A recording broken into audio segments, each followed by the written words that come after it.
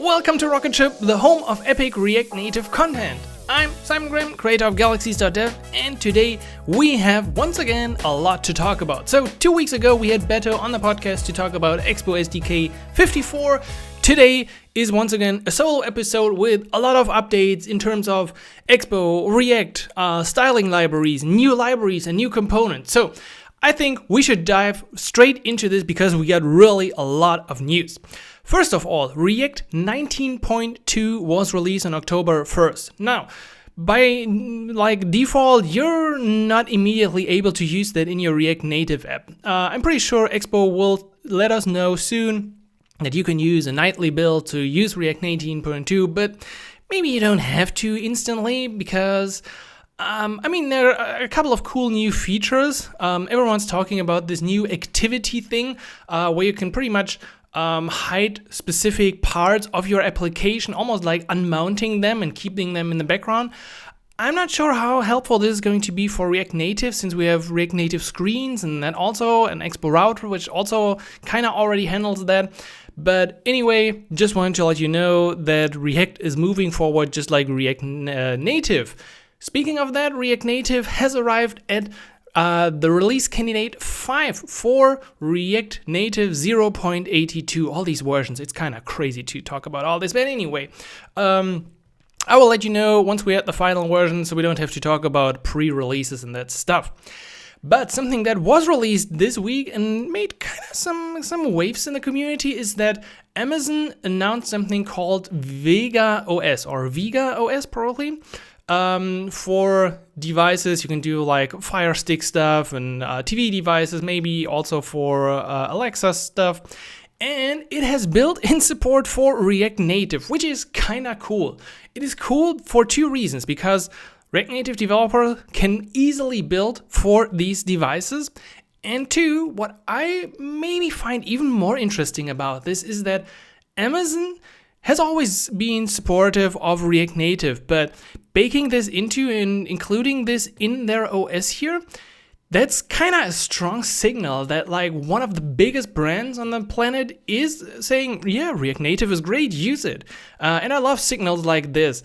Just like I'm waiting for React Native 1.0, which would be a great signal to like the whole community of like every company on the planet. This is once again a cool signal that Amazon keeps investing and keeps being interested in React Native and not suddenly saying, oh, Flutter is so cool, we should build our next Amazon app with Flutter. Nobody's saying that. Okay, speaking of new components, Software Mention released a pretty cool component a couple of weeks ago. It is React Native Enriched. It is a rich text input component for React Native. I think this is pretty cool because whenever you have to create something like that, it can be really a pain in the backside to create a rich text editor or text input. And this one comes with like everything you need, like making something bold, underline, doing links, ordered lists, and that sort of stuff. And it is made for React Native. Previously, you always saw like wrappers around other components. What was that one? The one was called Quill or something. But anyway, I really like this. And you can certainly get started using the React Native Enriched if you have an application that requires this. Other new libraries. Margelo finally released the new library React Native Nitro Fetch. I think I mentioned this before on the podcast. This is pretty much your HTTP call on steroids. It supports HTTP 2, quick, broadly, disk cache, prefetching feature, and it is just a faster implementation of your default fetch. I think, or as far as I know, this is pretty much like a drop-in replacement in your application. It can be used as a drop-in replacement for the built-in fetch. Yeah. So basically, you're only gaining stuff and not losing anything. Of course, you have to go away from Expo Go. This is not included in Expo Go, but I don't think I really have to mention that anymore. Check it out, React Native Nitro Fetch, if you want to make your HTTP calls even better. And then, something from Evan this week. Evan recently shared that, and I don't know if we talked about this before, but there's now a local storage API included in Expo SQLite. So that means you can call something like localStorage.setItem, actually in a synchronous way, not async. which makes it a bit easier than async storage. And if you're using Expo SQLite, you probably still have some keys like user settings, theme, whatever, that you don't really want to put into SQLite. But since you've already installed Expo SQLite, you can just import it from Expo SQLite / localStorage. And that makes it a really handy tool for many applications. Beyond that, I'm always a big fan, of course, of mmkv, which of course is, once again, another dependency you have to install. But between mmkv and Expo SQLite having support for local storage, I don't really see many reasons for using async storage in the future anymore, especially since it's async and this API here is synchronous, which is to me always a lot better. It's already built for the new architecture and uses their native module, so it's hopefully also blazing fast. I haven't seen the benchmarks, but this is really an interesting find. Now, more from Software Mention. They also introduced a new package called Expo Live Activity.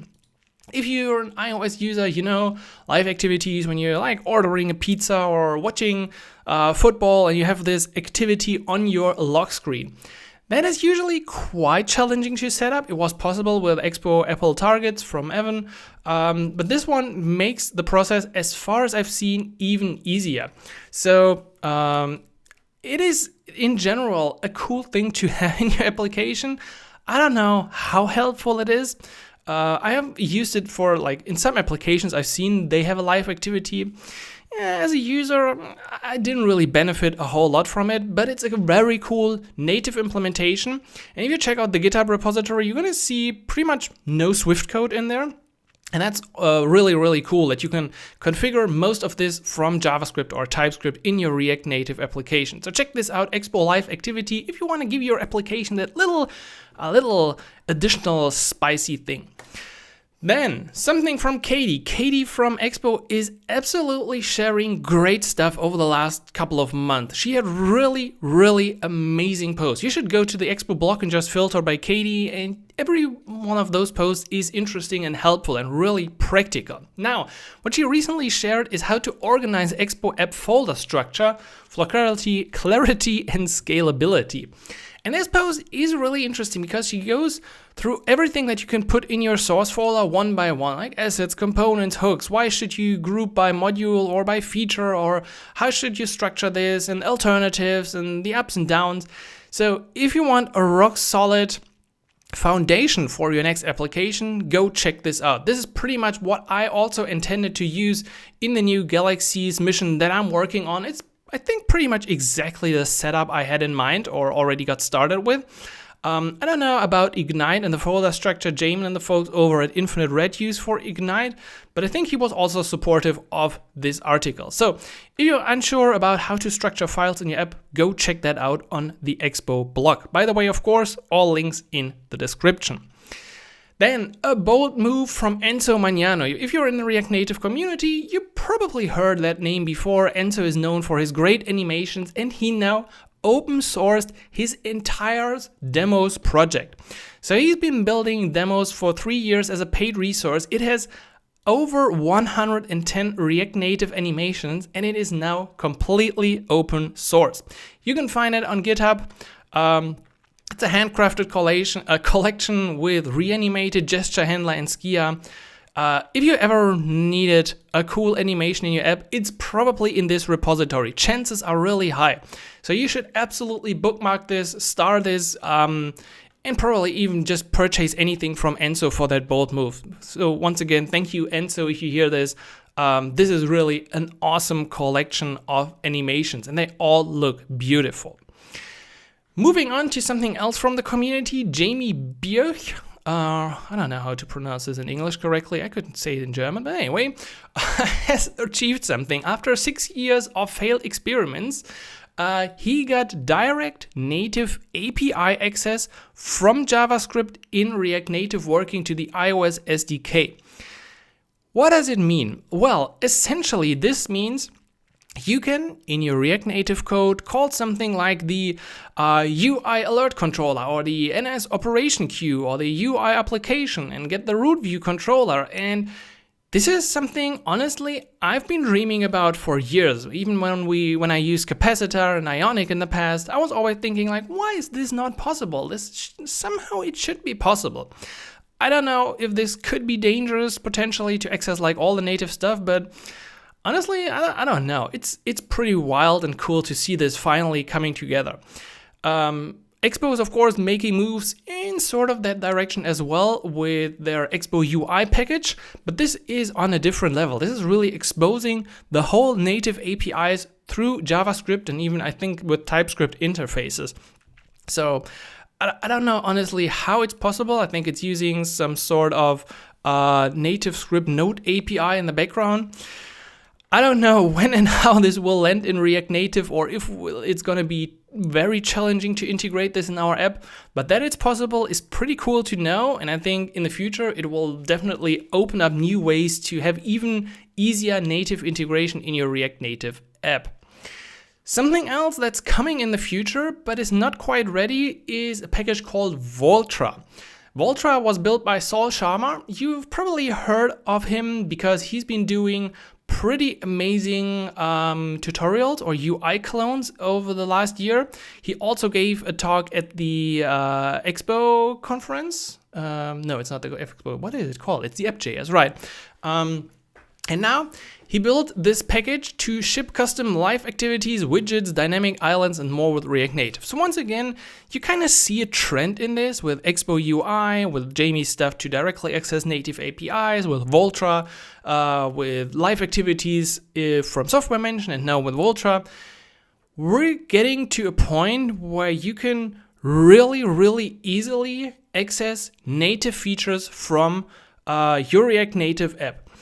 Now, I got one thing, I just noticed one thing, that most of the stuff here we talked about, direct iOS access, Expo UI, only iOS, live activities, widgets, mostly iOS, Expo live activity, iOS, most of this is currently targeting iOS, and I already hear everyone who's an Android user scream, React Native, everyone's forgetting about us. Yeah, it's hard to make an argument if I have 4 cool new things that only work on iOS, but I'm pretty sure that Android will catch up over time. Yeah, and just like we talked about with Beto, there are also some things that already worked in Android before that are now coming to iOS, like the pre-built stuff. So I'm pretty sure that we're gonna see some other cool Android stuff as well in the near future, and I will keep an eye out for all new things related to that. But I didn't want to make Voltra any smaller, so this really looks like an easy way to once again integrate these native features with just JavaScript in your application, which is honestly the common pattern here across the packages we just talked about. This is not yet released. Voltra is upcoming. I have no idea if this is going to be paid or what other things you need to do, but the preview is pretty cool. I really love stuff where I can just like write React code and then like does really native things in my app. I'm actually really excited. I should do a video about like all these. Yeah, I should take a note, but I will probably forget it until after the video. Anyway, let's move on to something else that's great from the community, and that is Jacek.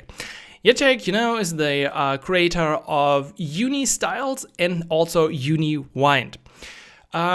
This is, especially the second part, is important. We talked about this before, that UniWind is currently in private beta, and maybe when this episode is released, it's also in public beta. And what I've seen is an amazing feedback so far. I also had an invitation. I tried it quickly out, but I couldn't dive deeper into this. So I'm sorry, Jacek, if you're listening to this. I just didn't have the time over the last week. But I will certainly dive into this sooner, because many people, I saw many tweets like Tailwind styling has been upgraded to a new level in React Native. Awesome work. Someone else says, as someone who's used NativeWind since version 2, I can't overstate how much better UniWind's DX is. So this is going to be really an incredible package, and I'm absolutely looking forward to how it's making the community better. But I also, at the same time, want to mention that NativeWind version 5 preview is here. So I've been a big advocate and a big fan of NativeWind in the past, and I still use it in many of my applications. simply because I like Tailwind and the integration is easy. And with NativeWind version 5, we have Tailwind version 4 support. It works with the latest reanimator versions. So definitely cool to see this progress as well. Now, I have absolutely no idea how NativeWind and UniWind will compete, because I think essentially they're doing the same thing. I don't know if one package will just like leave at some point, but I don't really see NativeWind going away. I feel more like NativeWind is like closer to getting integrated in Expo apps by default than going away. On the other hand, UniWind also looks amazing. I don't know. I have no ability to forecast the future, so this is or will be exciting and interesting to see how it plays out. All right, two small things, actually one small and one big thing as the last news. First is that I recently discovered that when your application is built with the latest Xcode for iOS 26, your header buttons, even if they're not buttons, even if you just use an icon, suddenly turn to these glass icons like they're a touchable opacity or something. And I was like, it's just an icon. I just want a flat icon in my header. This looks so ugly. And there's something, an open pull request here to support UI bar, button item in header. Beto hinted at this. I think didn't Beto actually made the change initially? I don't know.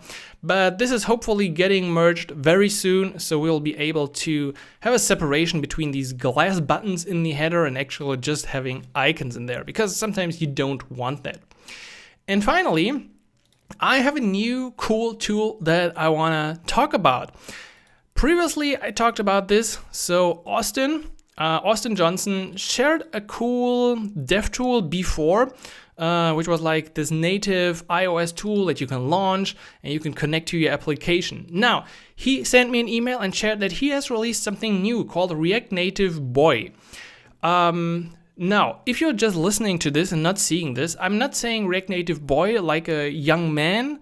I mean boy. And I actually looked this up into a dictionary. So let me say it here. Boy.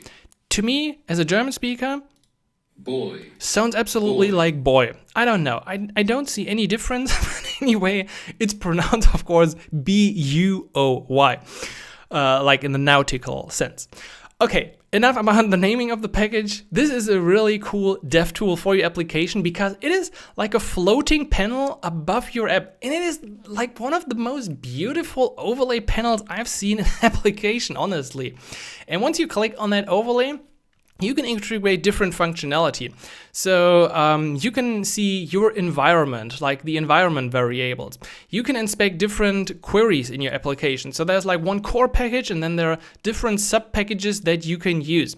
So there's an environment inspector, a network inspector, a storage explorer, React Query dev tools, and just the general settings menu. On top of that, of course, Austin is also working on more here. But this is already pretty amazing. It looks so beautiful and it works so nice in applications like this floating overlay.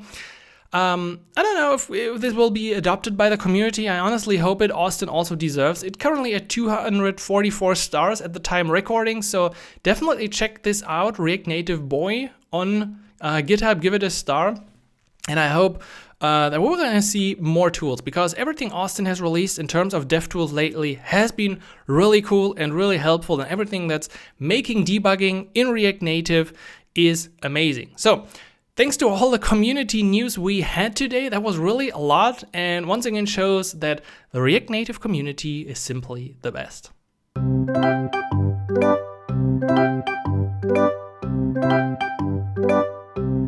This week I finally have some tiny wins to share. So the first one is that I finished the marathon. I talked about this with you before. There's actually a video from like the finish line. You see me for about 5 seconds running into this.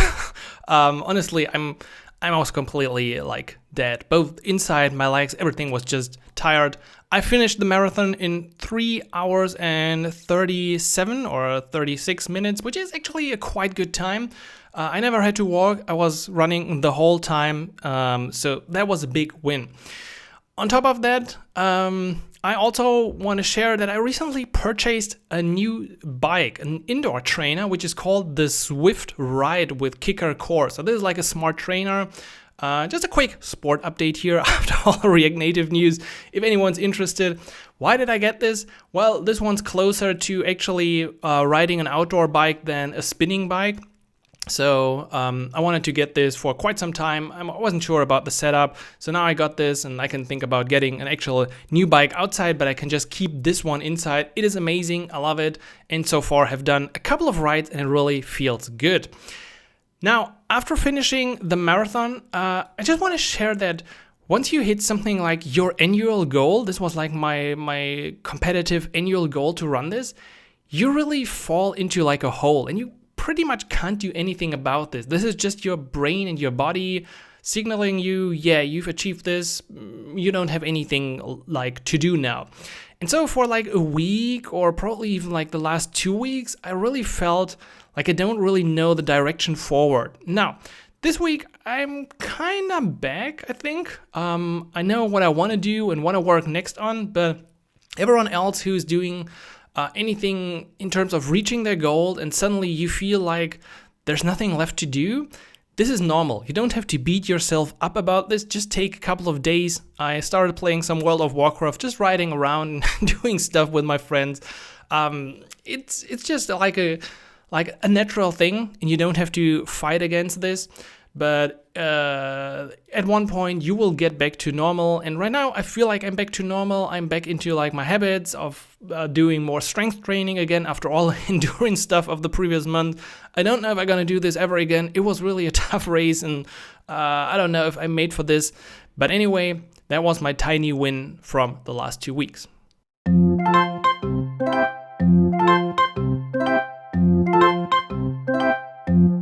As I just said, it took me a while to get back on track, but this or next week, I will finally release the next big clone. So this is the built-in public section, updates on what I'm working on, and there will be a React Native Pocket clone. So maybe some of you have used the Pocket application before where you can collect links. Apparently that service closed like a couple of weeks or a month ago, so I wanted to build a React Native version of it. And this one's going to be really interesting. It uses SQLite database to store the data on device. We have a cool share extension, we have in-app subscriptions, we have Expo API routes, data parsing, some really cool navigation and animation stuff included, and this one's going to be amazing. So look forward to that one. And I also already started work on the next clone, which is going to be a Volt clone. So I don't know if some of you know this. Volt is like a food delivery application, but you can also deliver more stuff. Yeah, I'll see how this one goes. I got started with it. It has some really interesting and challenging concepts included, especially in terms of animations and screen appearances. So will be interesting to see if we can clone this with React Native, but I'm very optimistic about this. And as well, I finally got started with the first chapters and first modules of the new galaxies.dev mission. The mission will be about building and shipping an actual real app. So things like the app structure post from Katie really came at the right time because that was also something I want to teach in that course. It is really not just about learning React Native. That is where Zero to Hero mission is like placed on the journey. This one should be pretty much after you've learned the foundation of React Native. It is about building the app, getting it to the App Store, maintaining it, shipping it. All these things will be part of that new mission. Now, because of the output of the last couple of months, I know that I'm not very fast currently. I don't know if it will get better over the winter time, but I hope this one will be ready probably again in early 2026, just like we had the Zero to Hero mission earlier this year. So this is what I'm working on, and to wrap it up, let's talk about what's coming next. So this week, so today is Monday the 6th, I think the React Conf takes place. And there have been no big releases or announcement before the conference, so I expect to see some cool stuff happening at the React Conf. I don't know if Expo specifically is releasing anything or Evan Bacon announces something like he did last year, but the conference is a big thing and I'm certainly looking forward to see what's coming out next and what people are gonna announce, because it's typically a place where they talk about these things. I will definitely cover all of that for you in one of our next episodes. And I just want to say that wrap it up with something I just saw on X. which is actually useful use of AI. So over the last week, there was a lot of talk about Sora in these videos, and like none of that is really helpful to me or to you or to anyone actually. But I saw someone build an AI that simulates how Apple will review your application, so you know if you'll get rejected before you submit. I absolutely love an idea like this. I always ask myself the same, like, will Apple allow this, or am I violating some App Store guidelines again? This is really a great use of AI, and if this thing actually works, that is pretty cool. So Zubir Hamid, I'm pretty sure you're not listening to this. I don't think you're in the React Native world, founding any engineer at anything AI. But this is a cool use of AI, and I would love to see more like this. I mean, ChatGPT and all that stuff is really helpful, but many other applications that are just wrappers around it are not that helpful. So this one's really cool. I don't know if there are going to be more developer tools over the next time that will be as helpful as this. So shout out again to this cool AI idea. If you've been developing anything actually helpful with AI, let me know. You can always reach me on X, comment here on the podcast on YouTube, or what you should definitely do is leave a nice review on Apple Podcasts, which absolutely helps to boost this podcast. So stay tuned, and I will catch you in about 1 or 2 weeks in our next episode. Thanks for joining today's episode. My goal is to share interesting stories and insights into the world of React Native development. If you enjoy this show, please subscribe to the show on YouTube, Apple, or Spotify. And on Spotify and Apple, you can leave up to a 5-star review. Because podcasts, and especially niche podcasts like this, are hard to find, subscribing and leaving a review does help me a lot. On top of that, check out my React Native courses on galaxies.dev that cover a variety of topics from getting started to building and publishing your mobile app. Finally, you can share today's episode with a friend or colleague who would enjoy the topic of the show. If you have any questions or ideas for future episodes, find me on X or leave a comment on YouTube. And last but not least, thank you for listening and happy coding, Simon.